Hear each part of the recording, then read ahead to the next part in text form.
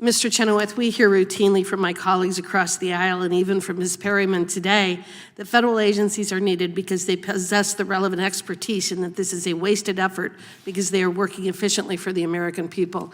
That's not my personal experience, and I've had a lot of personal experience with working with federal agencies.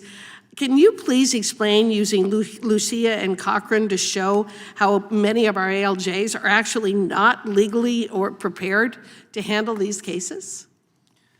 Absolutely, and as you know, Congresswoman, my personal experience with administrative agencies started when I was an attorney at the Consumer Product Safety Commission. So, I wouldn't take second to anyone in my desire for safety, for protecting children, for doing the things that these agencies do. But that's not what the ALJs are doing. That's not how the system, with all due respect to Ms. Ballant, that's not the way the system is functioning right now. It might be the way that Congress meant for it to function, but it's not the way that it's functioning right now. You mentioned Ray Lucia. Ray Lucia fought for years and years and years in administrative action in front of ALJ Cameron Elliott. And I wouldn't ordinarily say a judge's name, but the reason that I'm saying Cameron Elliott's name is because he told everyone who appeared in front of him that he never didn't side with the agency. He told them that.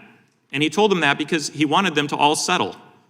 And that's not the kind of thing that a judge should be doing, but that's what ALJ Cameron Elliott did. And that's why when Mr. Lucia got all the way to the Supreme Court and won his case, the decision, unfortunately, the court sent the case all the way back to be tried again in front of, but they sent it back to be tried in front of a new ALJ. The Supreme Court didn't want the same ALJ to hear the case because even they were convinced at that point that he had been railroaded and gotten a raw deal from the original ALJ that he appeared in front of. I'm pleased to say that ALJ Cameron Elliott is no longer an ALJ at the SEC. Unfortunately, he got promoted to a different court.